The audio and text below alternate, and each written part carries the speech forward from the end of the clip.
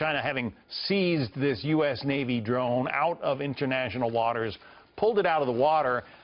They said that the U.S. was not helpful. This was the Chinese government, was not helpful because we disclosed the incident. Make some sense of that for us, Rick.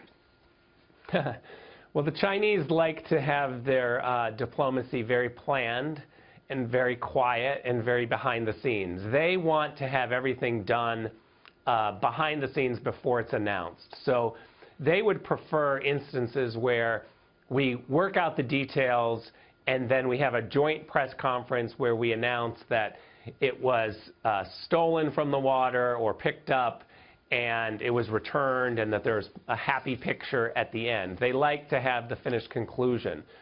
So I think President-elect Trump coming immediately out and saying, hey, you know, maybe we shouldn't ask for this back. Maybe they should just keep it. I think it's a surprise move that people are going to like here. I mean, we've had 8 years where the Chinese have played the Obama administration. The Chinese have built huge areas in the South China Sea. Right. They've taken over islands. They've created a military landing strip. And yet there's been no consequences from the Obama administration.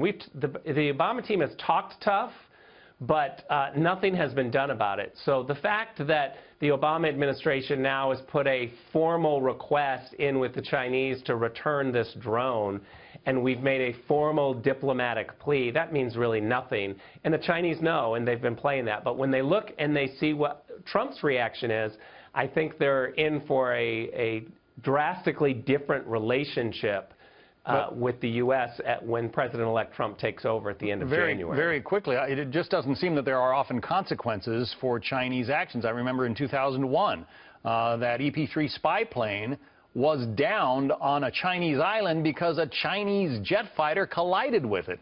And yet the Chinese went in, interrogated our crew, stole the electronics that they could, and then wouldn't let us fly the drone off the island. We had to take it apart and ship it out because they said it was an embarrassment. Right, and you combine that instance